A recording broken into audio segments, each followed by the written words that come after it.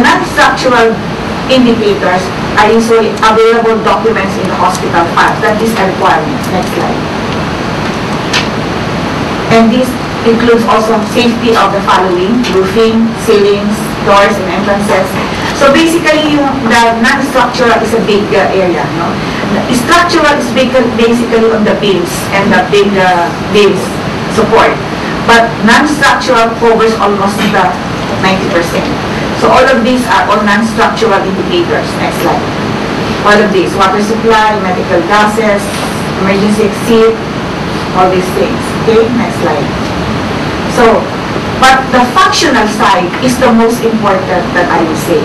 Because whether you have a building, safe building, with non-structural also safe, but the people are not working or there's no system.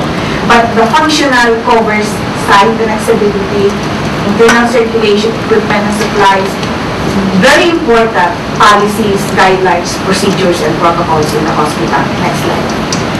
It also includes systems, which covers all of these systems. Just think that if you don't have any system in this, any one of these, we talk of early warning system and safety equipment, security system, all of these systems should be in place. Okay. Okay, next slide. Important also are the protocols and procedure. I think this is just walking you through all the different types of systems. Next slide. Okay, next. Next. Okay. And then the operational plan for internal or external disaster. So you know what to do. If there's an external disaster, if there's an internal, or it's above external and internal. So number one, which we would like to emphasize here, is the available, accessible, tested, updated, and disseminated plan, which should be, in the Philippines right now, this is a requirement. No hospital can be licensed or be issued a license without a plan, whether it's a government hospital or it's a private hospital, because both government and private are licensed by the Department of Health. So we were able to put this as a requirement. So that's the first one thing that we have done. And this plan should include evacuation plan, expansion of services in times of sudden surge of patients, contingency plans. Next slide. Then the plans for operation and maintenance of critical services, those are another plans. Next slide. And these are just examples that the hospital should have. There should be a crisis management committee. They are supposed to have a response team. And there is a planning group. There is a safety committee of the hospital operations center. I just also would like to tell you that in the Philippines, all hospitals should have a coordinator, assistant coordinator, and already team for all hospitals. Basically, we started with government hospitals under the Department of Health, but slowly now we are trying to have even the private hospital to be following this. Okay.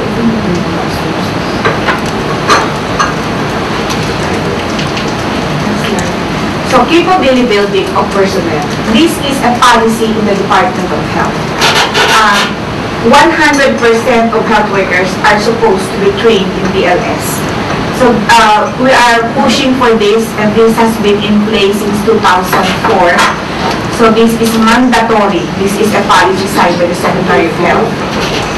100% of health workers trained in standard first aid. The ER medical staff should be trained in advanced cardiac life support and the pediatric cardiac life support. Hospital responders must be trained at emergency medical technician course, also with incident command system and MCI, mass casualty incident. And the hospital managers must be trained on hospital emergency incident command system. This is actually what my office is doing. We are doing a lot of training on this.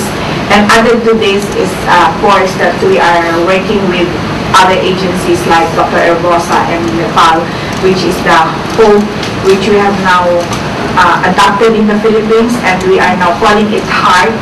It's for the Philippines, it will be HEART. It's a hospital emergency awareness and response training. It is adopted in the training, but it is adopted on Philippine setting. So we are doing a multi-hazard approach, and we are putting planning as a requirement, and we have also made it with the 5-day course. Next slide. So, of course, the availability of medicine supplies and instruments should be available in those areas. Next slide. Monitoring. We usually do a regular PI, post-incident evaluation. Because after an evaluation, we try to look at lessons learned and then go back to our policies. So we would like to improve our policies or come up with certain guidelines. We also do conduct also 5-day quarterly and other simulation exercises. So what have we done so far? And for the safe hospital concept, we have created a technical working committee